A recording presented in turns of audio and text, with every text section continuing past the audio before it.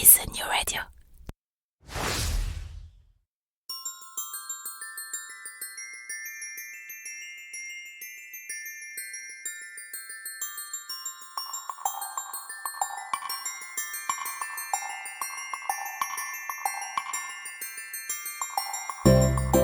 Bon matin et bienvenue dans la saison 3 de Fais-tu frette. Déjà la saison 3. Quand je pense que lorsque j'ai commencé, on me disait que ce concept manquait peut-être un petit peu de profondeur et que je risquais de vite me retrouver à court de sujets. Et bah pour le coup, j'en connais qui se sont mis une sacrée bûche dans l'œil. C'est que mine de rien, la culture québécoise est infiniment plus riche que ce que la seule démographie de la province peut laisser penser. La société québécoise, parce que multidimensionnelle, est aussi incroyablement plus complexe que tout ce qu'on peut imaginer. Alors vous savez quoi les amis, de vous à moi, vous pouvez encore vous attendre à quelques saisons en plus de Fais-tu frette. Mon nom est Jean-Michel Lhomme et avec ce podcast je suis vraiment, mais alors vraiment heureux de vous faire découvrir mon nouveau chez moi, le Québec. Bonne écoute.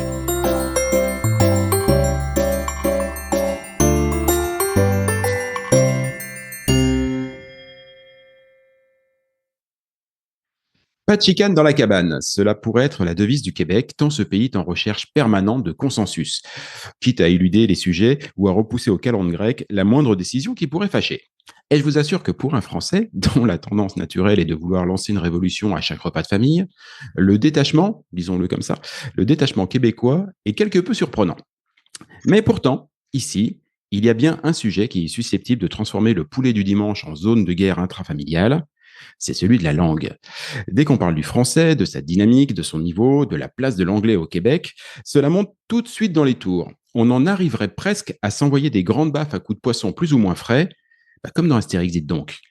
Pour expliquer cette susceptibilité, à fleur de peau, j'ai pris l'habitude de comparer le Québec avec le village gaulois d'Astérix. Un petit village cerné de divisions romaines, comme les 8 millions de francophones québécois sont cernés par 360 millions d'anglophones. Alors, vu le rapport de force quelque peu inégal, on peut comprendre que nos amis gaulois, comme nos cousins québécois, s'embarrassent assez peu de discours protocolaires et une légère tendance à rapidement monter dans les tours, fût-ce de grands tours de bras d'Obélix pour distribuer ça et là quelques baffes pédagogiques. Bref, j'étais assez content de mon allégorie, alors vous comprendrez ma surprise quand, au détour d'un rayonnage de librairie, je suis tombé sur Astérix chez les Québécois. Par tout Atis, moi qui pensais avoir tous les albums, j'avais raté celui-là. Sauf qu'à y regarder de plus près, c'est pas vraiment un album classique. Certes, il en a le format, la reliure et le style, mais il s'agit en fait d'un livre qui retrace l'histoire et la place prise au fil du temps par le petit Gaulois au Québec. Et Canberre sur ma poutine, l'auteur de l'ouvrage ne m'était pas totalement inconnu, du tout même, car c'est Tristan Demers qui signe ce livre, le même Tristan Demers qui, à l'occasion d'un autre de ses ouvrages, nous avait parlé du Québec des années 80. En lisant Astérix chez les Québécois, j'ai vraiment appris énormément de choses sur l'histoire moderne du Québec. D'évidence, la résistance de ce village gaulois a ici eu une résonance vraiment particulière. Alors pour jaser aujourd'hui, devinez donc qui j'ai invité. Salut Tristan. Salut, merci de m'accueillir. Avec grand plaisir. Je te le disais en off, mais c'est vrai que ce livre, il m'a surpris. Je ne m'attendais pas à en apprendre autant. Avant d'être une mine d'infos, c'est d'abord une déclaration d'amour. Cela représente quoi pour toi, Astérix et Obélix? C'est vrai que c'est une déclaration d'amour pour Astérix, bien sûr, qui a construit le BDiste que je suis devenu parce que, évidemment, je lisais, j'avais eu l'occasion de rencontrer aussi en 91, ou même à 2 reprises, je crois, Uderzo à Montréal lors d'un tournage. On avait discuté, même pris un verre ensemble à l'hôtel, je me souviens, dans le hall d'entrée de l'hôtel sur Sherbrooke.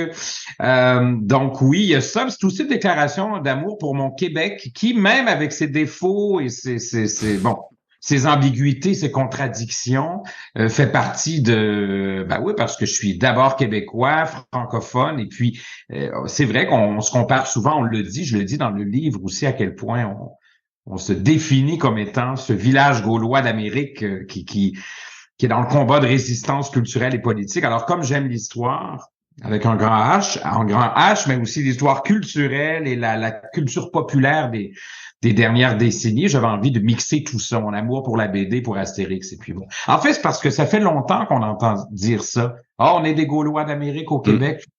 Et je trouve que je me suis rendu compte que personne l'avait mesuré, l'avait fouillé, avait été au-delà de la rhétorique ou de la blagounette. Bon. Fait que c'est ce que j'ai voulu faire avec ce livre-là, qui m'a demandé un bon 2 ans et demi de boulot, là, quand même. Qui est paru Ah il y a bah, 5 ans, hein, c'est pas. oui, c'est C'est ça. pas Alors déjà, c'est super sympa de répondre à mes questions aujourd'hui parce que ça fait un petit bout de temps quand même que tu l'as écrit, Non, le mais livre. c'est bien de revisiter un vieux, bon, une nouveauté qui en est plus une.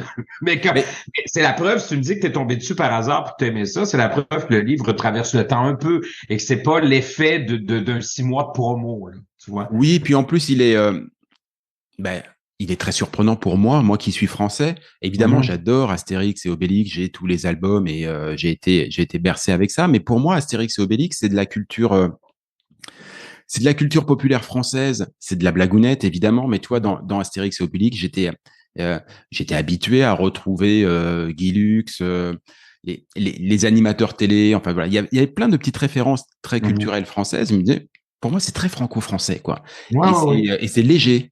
C'est léger, c'est de la blagounette. Attention, hein, quand je dis blagounette, c'est pas du tout un jugement négatif. Hein, je suis assez amoureux aussi Mais du c'est truc. Mais d'autodérision aussi. c'est ça, La Maison exactement. des Fous dans Astérix, moi, j'ai maintenant un pied à terre en France et je mesure que c'est bien vrai que l'espèce de, comment dire, l'administration française avec toute sa hiérarchie qui nous Mm. est, nous, surprenante. Tu vois, hier, on était quoi jeudi? J'avais un problème, j'avais une question avec Poste Canada. J'ai appelé, il était 22h10. On m'a répondu immédiatement. On a réglé mon problème en 10 minutes, en 8 minutes, quoi. Impossible de faire un appel à 11 heures le soir, en pleine semaine, Ça va dans être un bureau compliqué. administratif de Poste France ou je ne sais trop, tu vois. Alors, ça, nous, on a un regard extérieur. On n'a pas vu ce que tu as vu. La Maison des Fous, Mm. on peut pas se l'approprier puisque notre système est plus tourne autour de l'expérience client beaucoup plus que de l'administration lourde ou en vase non communicant comme les Français où tout est plus procédurier. Je le dis avec plein de Non, mais clairement. d'affection, mais je pense que même les Français le savent eux-mêmes. C'est pas une surprise. Alors, on ne voyait pas dans Astérix ce que les Français voyaient. On voyait autre chose, nous, parce que ça faisait écho à notre réalité. Et c'est ça qui m'a vraiment surpris, c'est que j'ai eu l'impression, en lisant ton livre, enfin, plus que l'impression, que vraiment le rôle, l'impact euh, d'Astérix et Obélix ici pris une dimension, je veux dire, supérieure, autre, presque, j'allais dire presque plus importante au sens de la société. J'entends. C'est-à-dire que il y a quelque chose d'identitaire, il y a une identification. C'est paradoxal. J'ai l'impression que les Québécois, en lisant ton livre, hein, que les Québécois s'identifient plus au village gaulois Que les Français que les eux-mêmes. Français. Mais peut-être parce que nous, on n'a pas complètement, comment dire, on est comme des adolescents, on se cherche encore, on cherche les clés pour se définir, on est dans un carcan qui tantôt nous plaît, tantôt nous déplaît. Je parle de la Fédération canadienne et tout ça. Mhm. Donc, c'est un peu ça aussi, tu sais, il y a quelque chose de, même le principe de la laïcité, on est encore dans le débat alors que c'est établi en France depuis, bon, nous, il y a à peine 40 ans. Je veux dire, moi, j'avais des cours de catéchèse, j'allais à l'école à Montréal, donc j'étais dans une commission scolaire qu'on appelait la CECM, la Commission des écoles catholiques de Montréal. Je veux dire, on a enlevé il y a 2 ans la croix au-dessus du siège du président de l'Assemblée nationale, quand même, la croix.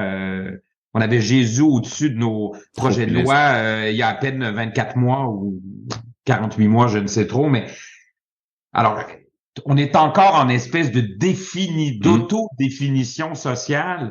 Alors, on est un peu, parce qu'on est jeune, et c'est peut-être ça le côté très, comment dire, on fait essai-erreur, on se casse la gueule, on recommence. Tu sais, la lourdeur dont je parlais en France sur Ouais. le plan de l'administration, c'est que c'est un vieux pays, donc on étudie beaucoup le pourquoi du comment, de l'impact d'un truc. Nous, on est beaucoup dans faisons-le, on verra ensuite. Je te dis, on a 14 ans. Alors, on a la fougue et le défaut de nos qualités et la qualité des défauts d'un ado. C'est un peu comme si collectivement, on est encore en espèce de recherche identitaire, un peu comme un ado qui est impulsif, qui réussit de bons coups parce qu'il n'a pas peur euh, de la répercussion d'un geste ou parce qu'il pense à court terme. Alors ça, c'est la fraîcheur. Puis en même temps, on a peur souvent du débat, on voit pas à moyen, long terme, alors que les Français, vous êtes, tu sais, vous sortez, comme tu le disais, en préambule, pour un tout et rien. J'étais en France il y a 3 semaines, Oui. il y avait 8 grèves en même temps. Tu sais, le métro fonctionnait pas, le train fonctionnait pas ou le tram à Nice parce que c'était mardi matin, cette journée-là, il y avait une grève. Tu Oui. sais. Nous, on a moins ce, tu sais, pour toutes sortes de raisons. On a un passé judéo-chrétien aussi dont je parle dans le livre qui fait en sorte qu'on essaie de trouver le compromis puis le consensus tout le temps. On est moins dans les extrêmes. C'est pour ça qu'on n'a aucun parti d'extrême droite ou d'extrême gauche qui se traduit en député qui peut faire bouger. Alors ça, c'est la bonne nouvelle, c'est qu'on tombe jamais vraiment dans les extrêmes parce que dès que ça nous paraît rapidement trop à gauche, trop à droite, trop, tu vois. Parce qu'on a été habitué à trouver l'espèce de consensus. On n'aime pas la chicane, comme on dit chez Ouais, c'est nous. ça. Pas de Pas chicane dans tant la que ça, cabane. tu sais. Voilà. Mais quand on parle de la langue, c'est vrai que ça vient nous chercher. Ah ouais. On est Ouais. susceptible là-dessus. Moi, sincèrement, depuis que je suis au Québec, j'ai réussi à, je vais dire presque même, j'ai jamais réussi à avoir un débat un peu politique ou autre chose, quelque chose qui pourrait amener à un conflit. Le seul truc sur lequel il y a une réaction épidermique qui s'est passée quelques fois, c'était sur la langue. Je me souviens, Ah la oui. première fois, c'est quand j'ai dit email au téléphone à quelqu'un à qui je parlais, Plutôt que au lieu de dire courriel. courriel. Mais alors que la discussion se passait super bien. Tout d'un Ouais. coup, je me suis fait défoncer. Mais voilà, on sent que c'est quelque chose d'hyper Ben, c'est épidermique. épidermique, oui, parce que on le sait bien que le français qui prend des McNuggets chez McDo ou un Happy Meal, alors que nous, on a les McCroquettes et le joyeux festin. On Ouais. va pas au car wash, on va au lavoto, on va au dépanneur et non au night shop, et ainsi de suite. Mais le français, même s'il mange des McNuggets et un Happy Meal, il vient de se taper une expérience américaine d'une demi-heure en mangeant dans un McDo. Nous, on est en Amérique. C'est ça la Alors que différence. PFK chez nous, ça faisait KFC chez vous, Kentucky Fried Mmh. Chicken. On est le seul endroit au monde où Kentucky a accepté d'appeler ça PFK pour poulet frit Kentucky. Mmh. Mais c'est symbolique, mais à quelque part, c'est plus que ça. Euh, c'est une façon pour nous d'affirmer que, parce que notre langue, elle est fragilisée, alors que le français, il va retourner chez lui puis il reprend son pâté de foie avec son camembert. C'est pas parce que manger des McNuggets qui vient de perdre son identité, parce que étant d'abord en nombre et ensuite parce que vous êtes là depuis des millénaires, bon, vous avez, vous avez, c'est ancré, c'est là, c'est bien. On n'est pas dans la perte du français, On n'est la pas en langue lutte. en France qui nous, c'est une question de génération. Je veux dire, si on fait pas attention, on se donne 2 générations, c'est fini, dans 45 ans, on n'est plus là. Tu sais, faut faire attention. Alors, on a cette espèce de réaction, effectivement. Puis, on en parle dans Astérix. Je fais des parallèles Mais oui, c'est dans mon ça. livre avec plusieurs albums. T'as remarqué? Oui. Et mais c'est ça le truc, c'est que pour la langue française, euh, le Québec est en lutte. C'est Mhm. une lutte permanente, même une Oui. lutte assez vive en ce moment. En France, on n'est pas du tout en lutte. Il peut y avoir deux, trois trucs d'ici là. Enfin, globalement, le français est pas à risque en France. Et c'est peut-être pour ça aussi que l'histoire d'Astérix et Obélix résonne à ce point-là au Québec. Parce que la lutte de ce petit village gaulois, qui Mhm. en France aujourd'hui, on aurait du mal à la comparer à. Alors, peut-être, j'allais dire que des Corses peuvent se sentir, peuvent se retrouver là-dedans, mais globalement, la nation française, non. Alors que la nation Oui. québécoise, autour de cette cause identitaire, et principalement celle de la langue, se retrouve parfaitement dans les luttes d'Astérix et Oui. Obélix. De toute façon, quand on entend un Français dire The Spiderman, on comprend bien qu'il n'est pas à la veille de perdre son français. Tu comprends? Dans le sens où, bon. Donc, Mais il se moque en plus. non, mais c'est une boutade, mais tu comprends? Mais je comprends bien. Comme quoi le français s'approprie de façon folklorique un peu amusante un truc anglophone sans pour autant que ce soit incarné, tu sais. Fait qu'il demeure français, tu sais.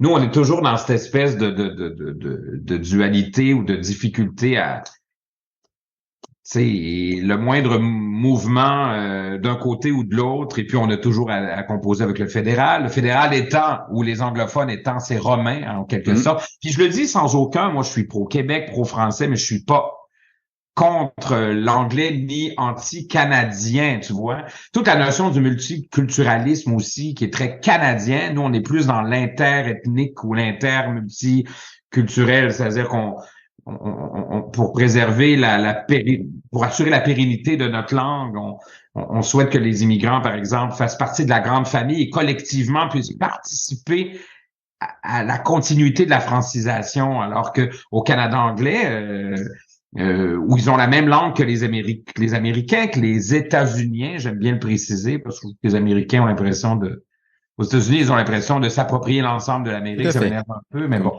comme quoi les mots sont importants, t'as raison. Alors, ils sont pas dans les mêmes enjeux du tout, même par rapport à la laïcité. Tu sais, il y avait une politicienne à Radio-Canada qui disait récemment, pour les Canadiens anglais, la notion de religion fait partie de l'identité comme la couleur de peau, alors que pour les Québécois, c'est une idée, comme une idée politique, un peu extérieure à nous qu'on s'approprie. On prend une idée en lien avec ce qui est notre Dieu ou ce qui est notre allégeance politique, alors que pour le reste du Canada, c'est lié de façon intrinsèque à l'identitaire au même titre que la couleur de peau, l'origine. De là, le grand malentendu par rapport à la laïcité, entre autres, mais là, je m'improviserai pas politologue, là, c'est pas mon... Mais tu vois, je trouvais ça intéressant comme... Bah, Et j'en parle de ça dans Astérix, je parle du devin, c'est notre rapport avec l'étranger qui arrive chez nous. Je parle de la Grande Traversée, oui, notre rapport exactement. avec les peuples autochtones. Je parle de la rose et le glaive. C'est notre rapport avec l'anglais, finalement. Ou les Bretons, excuse-moi. C'est plutôt ça. Ouais, c'est plutôt les Bretons. Oui, mais c'est ça qui m'a vraiment surpris, c'est qu'en fait, la résonance de toute l'histoire d'Astérix et Obélix, je trouve beaucoup plus de résonance ici qu'en France, sur plein d'aspects, alors que tu le dis très bien, Uderzo et Goscinny, bah alors ça aurait passé complètement à côté de la casquette, c'était pas du tout le but, c'est pas quelque chose qu'ils ont recherché. Ah ben non. Écoute, ne serait-ce que des hasards de sortie d'albums comme Le Grand Fossé, qui sort à 1 mois et demi du référendum de mai 80 sur la souveraineté du Québec. Et nous, on est dans une dualité des oui contre les non. Notre grand village collectif est divisé. C'est exactement ce qui se passe, alors que l'idée de base, c'était de référer au mur de Berlin et non pas au combat lié à l'indépendance du Québec. Mais c'est comme ça qu'on l'a reçu, nous. Ils étaient en pleine promo à 1 mois et demi. On avait des affiches du oui, du non. J'avais 9 ans. Même pas, j'avais 7 ans. Je m'en souviens, j'avais la varicelle cette journée-là. Mes parents pleuraient parce qu'ils avaient perdu leur éventuel pays en devenir, alors que moi, je pleurais dans ma chambre, j'avais la varicelle, puis je faisais de la fièvre. Mais... On pleurait. Tout le monde pleurait, pas pour les mêmes raisons. Parce qu'on oublie qu'il y a eu 2 référendums, celui de 80 puis de 95. Bref. Mais oui, alors, ces échos-là, on a bien voulu dire ou faire dire ou penser à Astérix ce qu'on voulait, en lien avec notre propre combat à nous, tu vois. Mais c'est vrai que c'est ça que je voulais mettre en relief. Puis tu remarqueras que mon livre, il est pas éditorial. C'est-à-dire que, à la limite, tu peux pas savoir où j'ai voté, là, tu sais. Non. Moi, je fais des livres.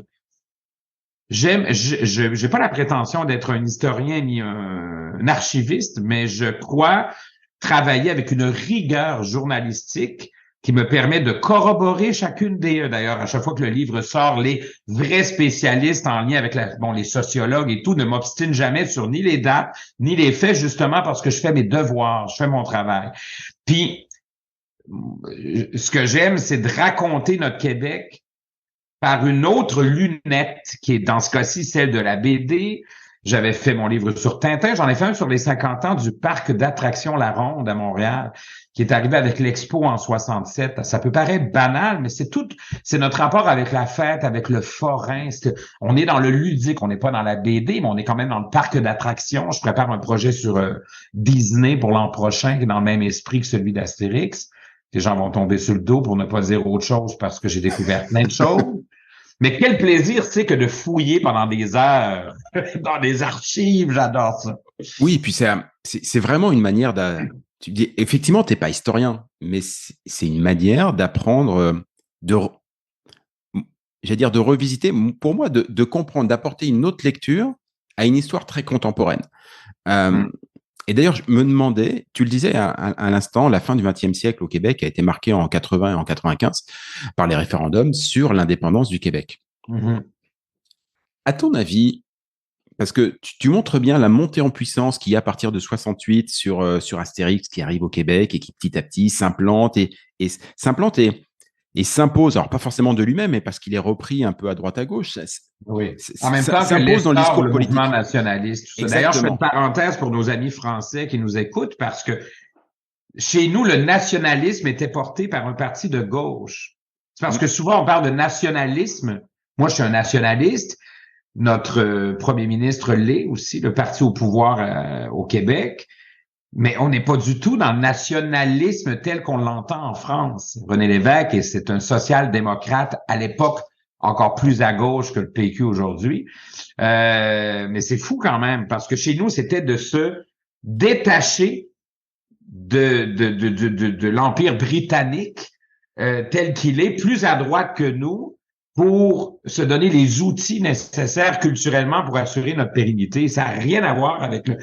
Alors, quand au Québec, on dit on est nationaliste, on ne flirte pas avec Le Pen. On n'est pas du tout là-dedans.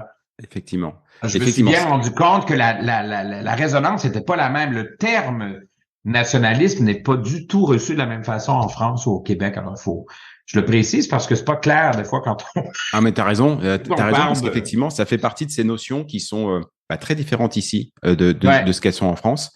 Euh, Moi, je Effectivement. t'ai coupé avec ma Non, non, mais parenthèse, mais t'inquiète pas, parce mais qu'on pour, parlait de pour la, nationalisme et tout, puis des fois, je me dis, en précisant, ça réduit mais, un peu mais, le débat. mais t'as plutôt bien fait parce que ça l'éclaire, ça l'éclaire différemment. Ma question, c'était que, à ton avis, est-ce que l'arrivée d'Astérix et Obélix et de ces histoires de ce petit village qui lutte contre les Romains et qui préserve son indépendance, sa vie et tout, est-ce que ça a pu nourrir l'envie de nationalisme, du coup, d'indépendance, qui et est-ce que ça a pu faciliter peut-être la tenue des référendums ou non, franchement, c'est capillotracté tiré par les cheveux? Mais écoute, c'est difficile à mesurer, pour être honnête. Par contre, il y a encore 3 semaines, je tombe sur Mario Dumont à la télé qui anime des trucs d'affaires publiques, mais qui était Mhm. jadis chef d'un parti politique qui a été Dont tu parles dans le livre, d'ailleurs. dont je parle aussi. Et même encore il y a 3 semaines, il parlait du système de santé qui était à retravailler. Et puis il fait tout de suite un lien. Ça nous prend notre potion magique ou je sais plus où il a parlé de la maison des fous dans Astérix en parlant du gouvernement qu'on appelle souvent de la machine le mammouth, hein, parce que c'est Ouais. long, lourd et parce que ça demeure une machine gouvernementale. Alors ça m'amuse que de voir que maintenant, et c'est peut-être la grande différence avec que quand j'étais petit, moi j'ai 50 ans quand même, donc j'ai connu les années 70, 80, 90, où le débat politique chez nous, c'est le débat entre les oui, les non, les rouges, les bleus, et ça remonte à il y a longtemps, ça, parce que même dans le temps de Duplessis, dans les Mm. années 50, Duplessis était nationaliste, à l'époque où l'idée de la souveraineté n'avait pas été installée. Et déjà, à l'époque, le clergé travaillait main dans la main avec le gouvernement. Et ce qui fait que, comme tout le monde devait aller à l'église le dimanche, le député de l'Union nationale, donc de Maurice Duplessis, qui était nationaliste, s'arrangeait avec le curé pour qu'à la fin, ils disent aux gens, oubliez pas, l'enfer est rouge, le ciel est bleu. Et bleu, c'est la couleur du parti de l'Union nationale. Tu sais. Fait que déjà, on était dans l'ingérence, tu sais, c'était épouvantable. Ah oui. La corruption, la collusion, les effets d'influence, en tout cas. Fin de la parenthèse, mais tout ça pour dire que maintenant, et je le vois, le débat, tout le monde s'entend là-dessus, le débat change. Le débat reprend un axe ou découvre un axe gauche-droite qui est plus près de celle de la régularité de l'ensemble des politiques internationales, alors qu'avant, pendant 50 ans, on était dans ce débat. Quand j'étais petit, on se demandait pas si on était à gauche ou à droite. On voulait Mm. savoir si on était souverainiste ou fédéraliste. C'est ça la grande question. Et là, la récupération de l'idée d'être un village gaulois ou du Gaulois qui se défend et qui veut trouver son village, machin, était beaucoup plus présente. La nouvelle génération, qui lit Astérix. D'ailleurs, Astérix a changé aussi. Il y a eu le décès d'Uderzo Goscinny il y a très longtemps, mais on est moins là-dedans. Mes enfants qui lisent Astérix le lisent comme une série ludique. Tu vois? Alors, j'ai l'impression que la nouvelle génération, parce que l'axe du débat a changé chez nous, cette nouvelle génération-là va lire Astérix pour se détendre et s'amuser. Plus près de la façon dont les Français Exactement, appropriaient la lecture de cette série, tu vois. Fait que j'ai l'impression que ça tend à disparaître. Par contre, on utilise beaucoup l'idée de la potion magique, où quand on parle du Gaulois qui se bat, ce n'est plus tant en lien avec le débat souveraineté, machin, c'est en lien avec David contre Goliath. Par exemple, récemment, j'ai entendu quelqu'un parler de potion magique ou du village gaulois en parlant de Netflix et de notre rapport avec Netflix pour le culturel, c'est-à-dire comment préserver nos plateformes francophones pour assurer l'expression de notre culture qui est spécifique et qui est particulière au Québec, parce qu'on a notre star system, contre les géants des plateformes numériques. Fait que tu vois, c'est amusant, parce que là, on n'est plus dans on se donne-tu un pays ou pas? On est dans avec Netflix, on est les Gaulois, il faut se battre. Alors, c'est intéressant. C'est un peu comme si c'était plus tant politique, mais ça demeure identitaire. C'est que ce n'est plus en lien avec les gestes d'affirmation politique qui nous mèneraient à des lois ou à un pays, par exemple. On n'est plus là-dedans. C'est drôle, hein? Là, je réfléchis à voix haute, là. En même temps, je te dis que la nouvelle génération s'en sert moins, mais on s'en sert autrement. C'est plus le petit contre le gros. C'est plus je veux un pays contre celui qui veut pas que j'en ai un. Ouais, on passe presque d'une satire sociale et politique à quelque chose à la fois plus divertissant, mais avec des items qui sont tellement rentrés dans l'univers commun qu'on s'en sert pour alimenter le débat.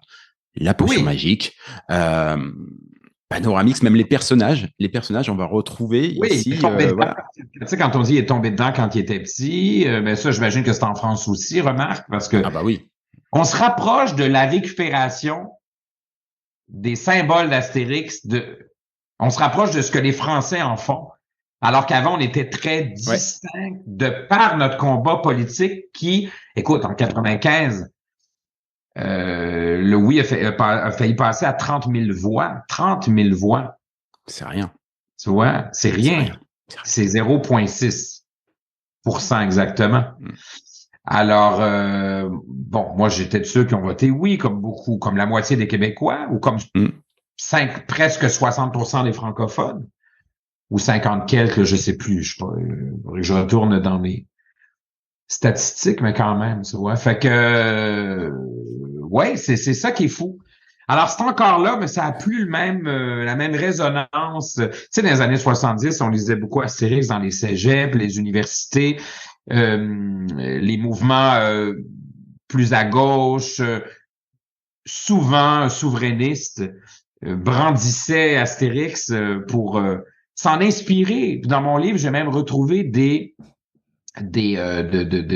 espèces de journaux vendus sous le manteau de groupes, je dirais pas d'extrême gauche, mais plus près du FLQ. Le FLQ a quand même posé des bombes, tué.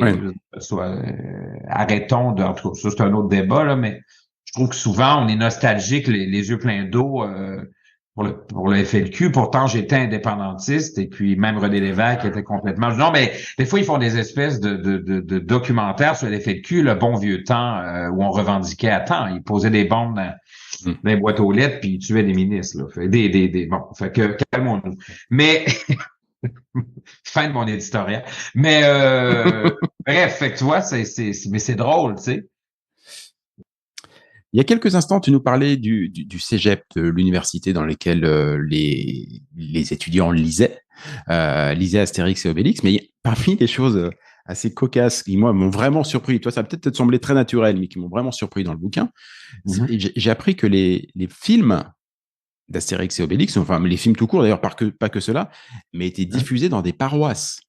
Dans des salles paroissiales. Il y a une photo dans ton bouquin qui est dingue. On voit l'écran, on voit tous les sièges, et à droite de l'écran, il y a une croix. À gauche de l'écran, il y a une statue de Jésus. Oui. Ben oui, parce qu'il faut Ça expliquer le surprend. contexte aussi. Ben, on a un passé judéo-chrétien qui est en lien direct avec le fait qu'on a de la difficulté avec le débat d'ailleurs, parce que longtemps, on a été culpabilisé par une Église catholique très, très présente jusqu'aux années 60. Pour ceux de l'extérieur qui connaissent moins notre période qu'on appelle la Révolution tranquille, ben jusqu'aux années 60, l'éducation et la santé, en fait, toutes les sphères politiques étaient dirigées par le clergé. Alors, on devait aller à l'église. Si on devait donner, on était donc dans l'obligation de donner nos enfants nés hors mariage à l'orphelinat. C'était terrible. D'ailleurs, il y a eu des procès là-dessus. Il y a eu plein de choses rétroactivement là, qui se sont engagées. Et en 1927, il y a eu un feu très important au cinéma Le Laurier Palace sur la rue Sainte-Catherine-Est à Montréal, qui a fait plus de 70 enfants morts, donc plus de 70 décès d'enfants. Parce que, et le gouvernement d'Alexandre Tachereau, à ce moment-là, a passé une loi avec l'Église qui était, plutôt que de passer une loi pour obliger des sorties de secours adéquates et empêcher les gens de fumer dans un cinéma à l'époque où la pellicule était très inflammable, ils ont décidé que finalement, en bas de 16 ans, aller au cinéma, c'était dangereux. Alors, ils ont installé ça et tu sais combien de temps a duré cette loi-là? Elle a été installée en 1928 jusqu'en 1966. Pendant 40 ans, non mais c'est absurde, pendant 40 ans, on ne pouvait pas, si on avait moins de 16 ans, aller au cinéma, même accompagné des parents.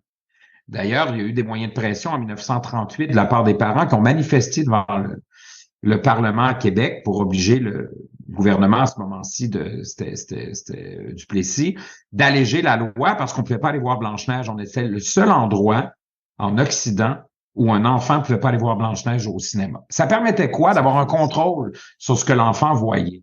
Ça permettait, donc ça obligeait, oui, on pouvait voir le film, mais il fallait le voir dans un sous-sol d'église ou en milieu scolaire en classe. Mais qui dirigeait les classes? C'est les frères et les sœurs, des congrégations religieuses qui enseignaient aux enfants jusqu'à la Révolution tranquille. Fait que ça permettait un contrôle total. Je suis même déjà tombé j'ai mis la main sur une entrevue de fond qu'a fait Maurice Duplessis au moment où une commission d'enquête a évalué la pertinence que les enfants puissent voir Blanche-Neige. Et puis lui, il a dit qu'en tant que gouvernement, ce qu'il devait, c'était préserver l'intégrité physique et morale de nos jeunes chrétiens, catholiques, et qu'à ce moment-là, il fallait s'assurer que les projections se fassent sous les auspices des communautés religieuses.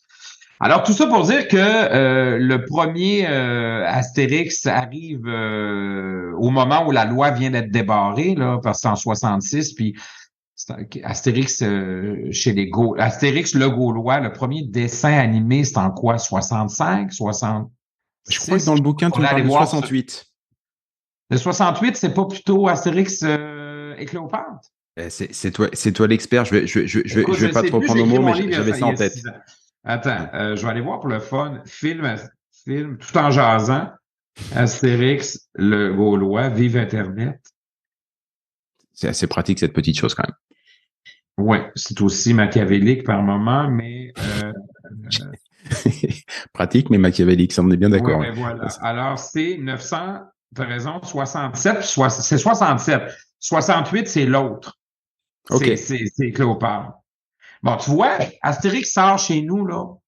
Juste à ce moment-là. On a le droit d'aller au cinéma. Pas compliqué, là. Donc, c'est encore fragile, tu sais.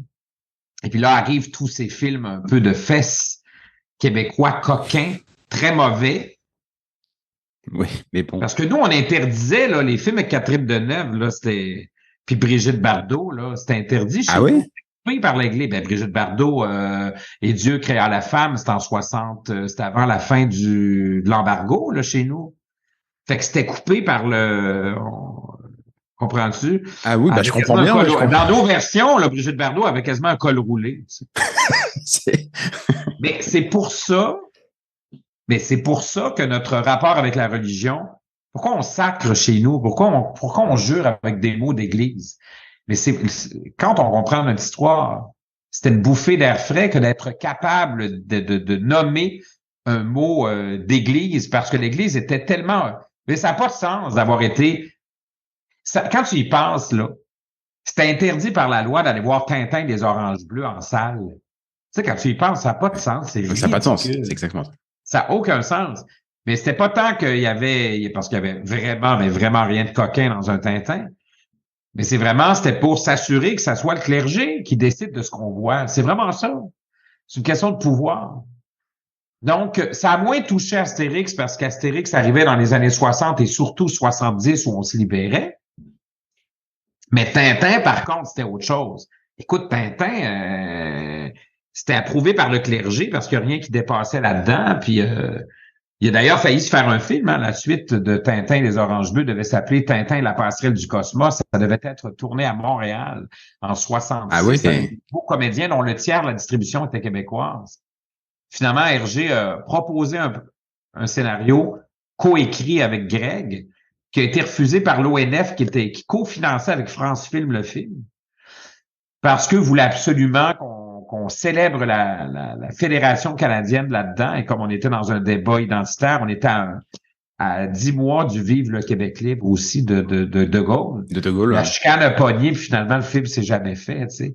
Puis le scénario était très pourri. Là, il y avait de la cabane à sucre, puis de la motoneige en masse, puis de la chemise à carreaux, puis du ce genre de film de commandite, c'est rarement très bon, quoi. Voilà, exactement. En tout cas, fin de la longue parenthèse, mais je fais un lien parce que Astérix arrive au bon moment. Oui, c'est ça. Et ça explique peut-être la résonance incroyable. Oui, mais c'est fou notre rapport avec Alors là, pour la première fois, on pouvait en famille, le samedi, aller en salle, dans un grand cinéma, voir un film d'Astérix. Alors que un an et demi avant, c'était forcément presque. Je veux dire, ça devait se projeter ici et là parce que bon, la Révolution tranquille, c'est pas faite entre le mardi puis le mardi soir puis le mercredi matin. Il y avait comme un lâcher-prise de la part du gouvernement aussi. On n'était plus dans l'époque de l'Union nationale, donc j'ai l'impression que ça jouait ici et là. Mais au niveau de la loi, cette espèce de bouffée d'air frais est arrivée un an avant la sortie d'Astérix le Gaulois. Tout simplement, c'est fou. Hein. C'est complètement fou, mais c'est ça qui est vraiment bien dans le livre, à quel point, en fait, chaque moment de la vie d'Astérix, ça arrive vraiment à le faire rebondir avec la vie et l'histoire contemporaine des Québécois. Tu sais, d'ailleurs, pour l'anecdote, pour la seule et unique fois, c'est dans ton livre que j'ai découvert ce qui semble être la devise du Québec en complet.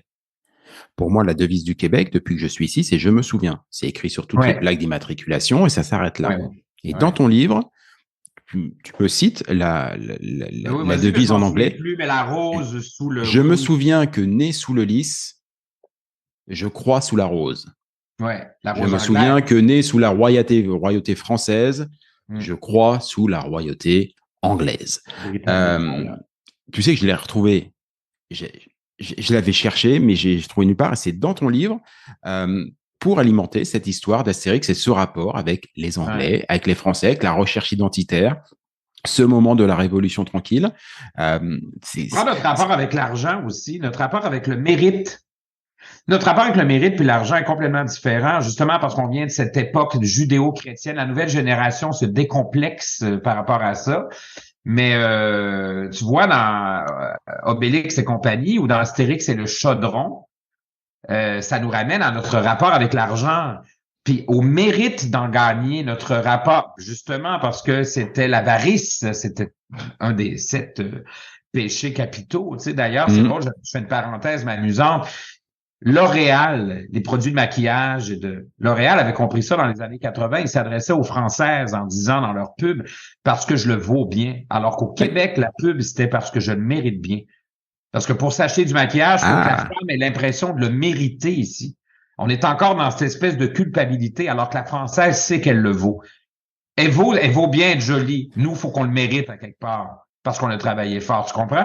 Là, on n'est plus là-dedans. On parle des années 80, ça fait 40 ans, mais j'avais lu ça dans un truc sur la pub et je me disais, ils savent lire collectivement notre ADN social au point d'adapter. Mais ça veut dire beaucoup pourquoi la Française le vaut et que la Québécoise, elle doit le mériter. C'est énorme. C'est fou. Hein? Alors, tu vois, puisqu'on est sur la publicité, excellente transition. Parmi les multiples choses étranges et on va dire un petit peu plus légères que tu cites dans le film, la publicité, et moi je suis publicitaire à la base, donc ça me parle. Et alors j'ai découvert que Obélix, par rapport à l'argent et de la société qui évolue et tout, est devenu l'icône publicitaire de Coca-Cola Diet, Coca-Cola Light pour mes amis Ouais. français. Coke Diet, Euh, Coke Diet. Avec Céline. Avec Céline, c'est ça. Alors, il y avait plein d'autres stars québécoises, alors, moins connues en France, mais des joueurs de Ouais. hockey, tout ça et tout, voilà. Mais il y avait aussi Céline Dion. Ah oui. Voilà. Est-ce que tu as été sur YouTube voir la pub avec Céline Dion qui chante et Obélix? Faut que tu ailles voir ça. Ah non, j'ai pas vu. Va sur YouTube, tape Coke Diet, Obélix, Coke Diet, Céline et Obélix. Elle chante le goût avant tout, tout, tout, tout, tout, tout. C'est très drôle. Et t'as Obélix. Obélix n'est jamais, parce que René Angélil s'était bien assuré qu'Obélix ne soit jamais dans le même cadre que Céline. Donc, Obélix, il a sa roulotte.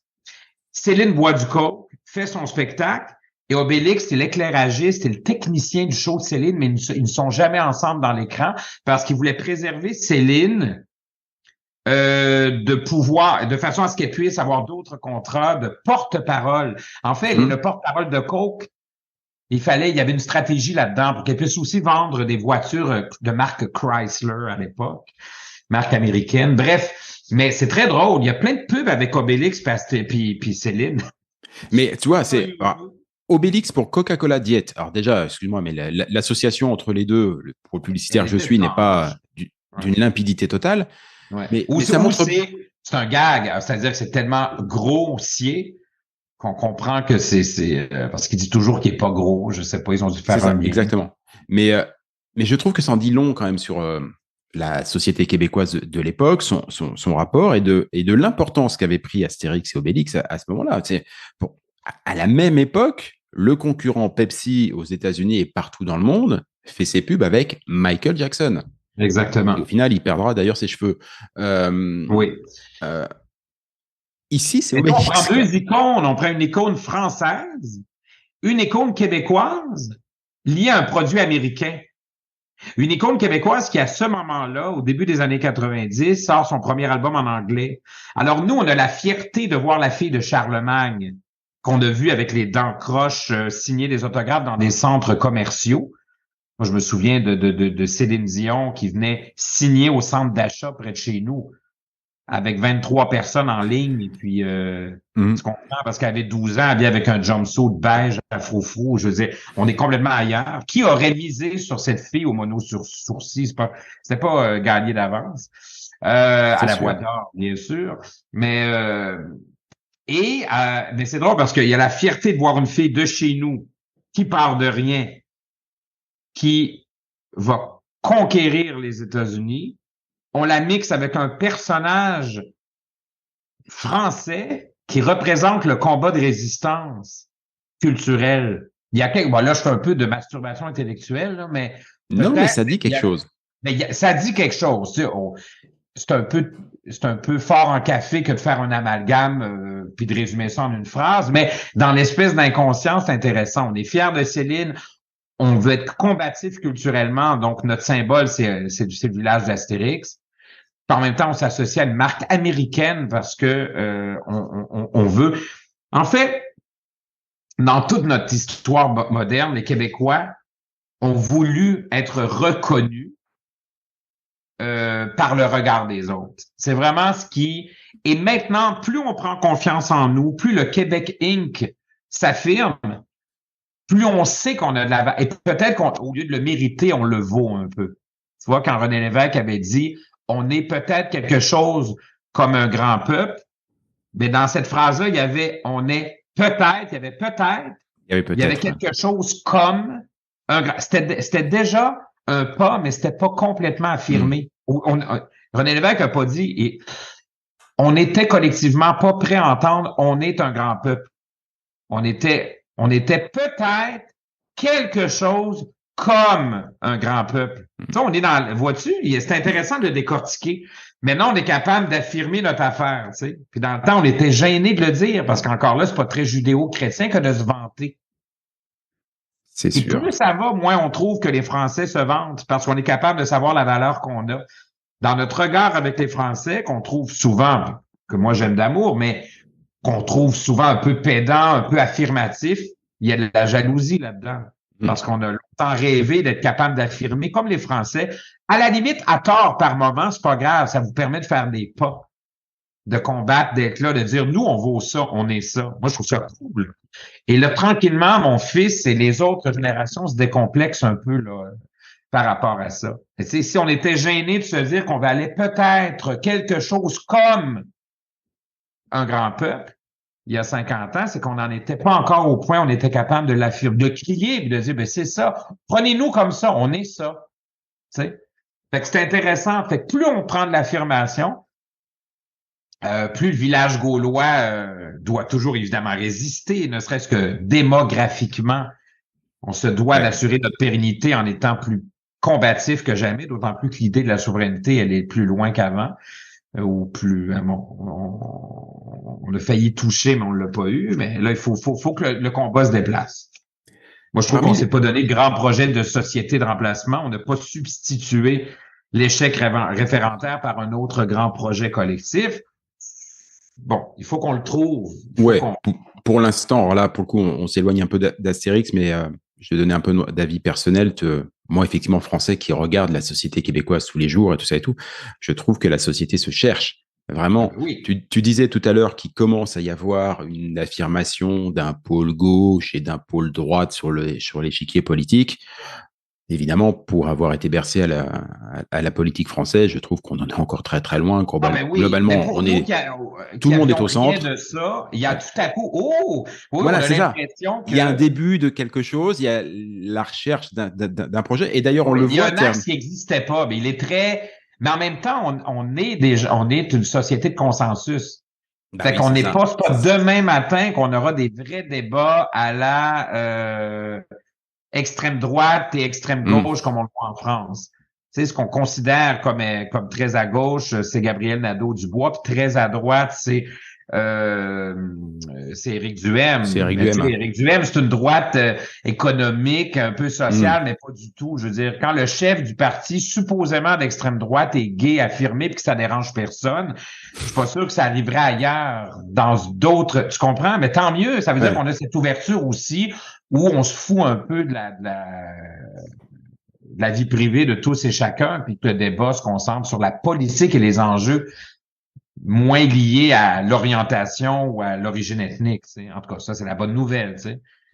Comme quoi, mais il y a des choses qui avancent, mais voilà, je trouve qu'on est vraiment dans une de recherche, alors pas identitaire, mais dans une recherche de projet. Voilà, effectivement.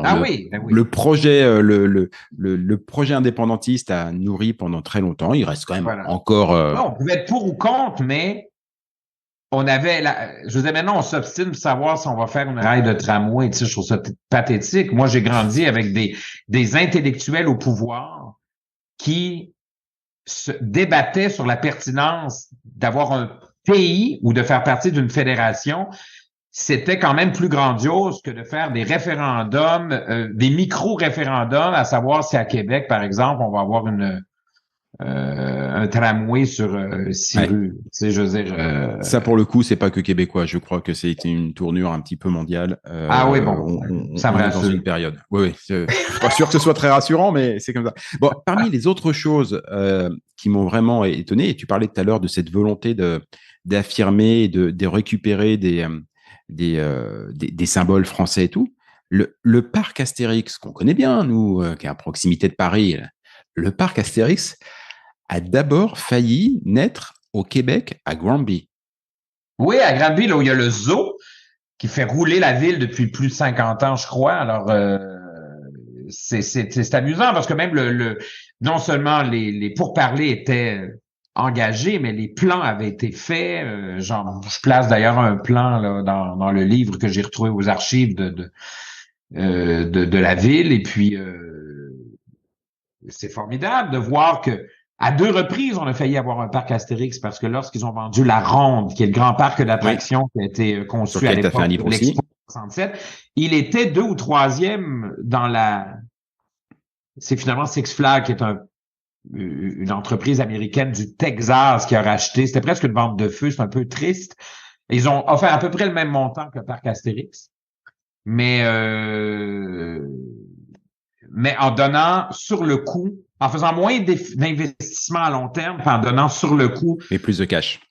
plus de cash. Et on voit 23 ans plus tard ce que ça donne. Le parc est presque rouillé de partout, alors qu'avec Astérix, on serait encore dans l'investissement. Tu vois, très mauvais move de la part de la Ville de Montréal, à mon avis. Et puis là, c'est un parc américain qui a pas d'âme vraiment. Tout ce qu'ils veulent, c'est de te vendre de la pizza puis Ben oui, c'est ça. Alors que tout le volet théâtral, spectacle interactif, le volet immersif. Et puis aussi, on s'était dit que les Américains ou les Canadiens anglais qui viendraient à Montréal n'auraient pas de référent avec Astérix. Ben justement, pourquoi ne pas leur faire découvrir ce référent de village gaulois en étant au Québec? Je vois pas le problème. Je veux dire, à la limite, un Vietnamien qui est de passage à Paris va aller au parc Astérix, il sait pas plus c'est qui, puis il l'apprend, c'est tout. On peut, tu sais, dans le partage de nos spécificités, plutôt que de toujours vouloir, pour une question de cash, jouer la pute et finalement embrasser le dénominateur commun qui fait en sorte qu'on n'a plus de saveur parce qu'on veut faire plus de cash puis rejoindre. Ça, c'est comme du home staging. Pour vendre ta maison, tu la mets beige et gris pâle. Fait qu'elle dépasse de nulle part. Elle est rendue drabe, mais tu as plus de chances de la vendre parce que tu t'adresses à la masse. Moi, ça m'énerve, là, cette espèce de... Bon, c'est un autre débat. Tu vois, je vais faire une petite... On arrive à la fin de cette émission. Il me reste 2 petites questions assez courtes, tu vas voir. Vas-y. J'ai lu tout le bouquin. Astérix chez les Québécois, tu réponds à énormément de questions. On n'en a que effleuré quelques-unes au cours de ce balado. Je vous conseille vraiment d'aller vous procurer le bouquin. Vous aurez toutes les références, les liens sur le site et en commentaire de l'épisode comme d'habitude. Mais une question à laquelle tu réponds pas, c'est quoi ton album préféré d'Astérix? Ah oui, hein, j'y réponds pas parce que j'ai trop de difficultés à y répondre. J'aime beaucoup Gladiateur, j'aime beaucoup Le Devin, mais il me faisait peur quand j'étais petit. Il me faisait peur, moi aussi il me faisait peur. Oui, et plus tard, j'ai compris le rapport avec c'est la peur de l'autre, c'est la peur de la différence, c'est de la peur. C'est intéressant de le relire avec nos yeux d'adulte. Lequel j'ai bien aimé aussi. On parle vraiment de l'époque, j'aime bien ceux des années 70 en fait. Là, tu sais. Donc quand graphiquement, quand Obélix était plus rond, plus trapu. Quand Astérix avait une petite dent quand il ouvrait la bouche, parce que la dent a disparu, puis elle vient de revenir il n'y a pas longtemps. C'est des détails que c'est des détails. Toi, tu vois ça, voilà. Là, on voit le BDiste. Hein. C'est ça. Il y avait une petite dent là qui, quand il riait, puis après la dent est partie. Puis à un moment donné, la tête d'Obélix est devenue graphiquement trop petite par rapport au corps. On n'a qu'à regarder la couverture de l'Odyssée d'Astérix, ça n'a aucun sens. Alors que si on compare avec, je sais pas moi, le Tour de Gaulle, on voit bien la proportion qui a complètement changé. Puis je préférais l'espèce de personnage trapu. Le Tour de Gaulle, j'aimais beaucoup les lauriers de César. Tu vois, je t'en nomme plein, mais on parle vraiment de ceux des années 70. Le Tour de Gaulle, c'est fin 60 ou mi-60, mais ceux des années 70, tu vois. Puis moi, j'aimais pas la Grande Traversée beaucoup. On a un regard nord-américain sur la Grande Traversée, avec un rapport avec les Autochtones qui est complètement différent de celui du français. Je le trouvais beaucoup plus caricatural.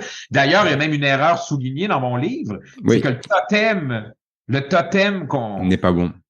C'est ça, le totem qu'on fait pour célébrer les Gaulois à la toute fin du livre, c'est un totem qui correspond à l'Ouest canadien, à ceux qu'on faisait aux communautés autochtones et des Premières Nations de l'Ouest et non de l'Est. Et comme il a traversé l'Atlantique, techniquement, ben là, c'est un détail. C'est rigolo, tu sais, c'est pas une grande faute, on est d'accord, on est dans le... Mais si non, mais quand même. Un peu by the book, comme on dit, ben c'est pas le bon totem. On n'est pas dans le bon bout du pays, puis on oublie. Puis le pays est tellement grand. Tu sais, quand je parle des montagnes françaises, puis les gens me disent, ben pourtant, tu as des montagnes, toi, tu as des Rocheuses. Oui, mais les Rocheuses sont plus loin de Montréal que Paris. puisque le pays est plus large que l'océan Atlantique. Ouais, c'est ça. Notre fameux rapport avec les distances. Hein, Ouais, c'est effectivement pas tout à fait le même. La toute dernière question pour toi, mais tu l'as un petit peu effleuré au cours de cet enregistrement. Comme tu fournis sans arrêt de projets, de nouveaux livres, d'émissions, de choses, c'est quoi tes prochains projets? Ah, il y a plein de choses. Il y a bien sûr mes BD. Là, je prépare Zombie Band pour les enfants avec un collègue François qui fait les textes et ça sera une BD d'animaux zombies en tournée mondiale. Je prépare d'autres. Il y a un jeu dessiné, c'est facile, qui s'inspire de mes cahiers qui fonctionne bien. J'ai Québec 90 qui sort en octobre avec Ghislain Tachereau. Mon collègue qui, écoute, ça va être génial ce truc-là. Et je prépare le jeu Québec 80, 500 questions pour vos parties. Un beau boîtier. Et bien sûr, l'an prochain, j'ai la chasse aux biscuits, un conte pour les tout petits que je n'ai pas illustré, mais que j'ai écrit, qui va parler du souci d'éthique, du conflit d'éthique chez les tout jeunes. Et puis, j'ai, bien sûr, l'an prochain, le Québec merveilleux de Walt Disney, quand Mickey charmait la belle province. Ça, c'est dans 1 an et demi. C'est dans le même esprit qu'Astérix et Tintin. Je vais terminer la trilogie. Je ferai pas les Schtroumpfs, Boulébé, les Spirou après ça. Il y a Tintin, Astérix et Disney. Au-delà de ça, sur le plan de l'influence québécoise, oui, ça s'arrête là. Mais il y aura sûrement d'autres beaux projets. Je pense que jusqu'à la fin, je ferai des livres où je marie la culture populaire, notre histoire collective, mon amour du ludique, du récréatif et de la BD. Parce qu'en plus, c'est un créneau qui n'a pas été utilisé tant que ça. Il n'y a pas ce créneau-là de parler de nous à travers la BD, en tout cas du moins au Québec. Je dis pas que je suis le seul et que personne ne peut le faire, mais il n'a pas été très... j'ai trouvé ma signature. Je le dis sans prétention, mais j'ai trouvé un peu ma formule, la signature qui me va bien, avec laquelle je suis bien et que les gens semblent apprécier. Alors bon, continuons. Et que tu nourris bien sans aucun doute, puisque, chers amis, vous qui nous écoutez, vous aurez aussi compris que visiblement, il y a une temporalité un petit peu différente au Québec, puisque les journées doivent faire bien plus que 24 heures, vu le nombre de projets que tu tapes. C'est assez impressionnant. Tristan, je te remercie énormément pour tout ce temps. Astérix chez les Québécois, chez Heurtebise, franchement, c'est vachement bien. Et rien que pour ça, moi, je te remercie pour toutes les choses que j'ai apprises. C'était vraiment super. Ben, merci à toi, tant mieux. Si le projet, si le livre résonne comme ça, il traverse le temps, les années. Je te confirme qu'il résonne et il permet, paradoxalement, cette icône française, franchouillarde, bretonne, normande, on le place où on veut, résonne tellement bien au Québec. On en apprend tellement et on comprend tellement mieux les Québécois grâce à Uderzo, grâce à Gusoni, et puis pour le coup, un petit peu aussi grâce à toi. Merci beaucoup, Tristan. Merci, c'est très généreux de ta part. Merci à toi, merci à tout le monde. À bientôt, ciao. Salut.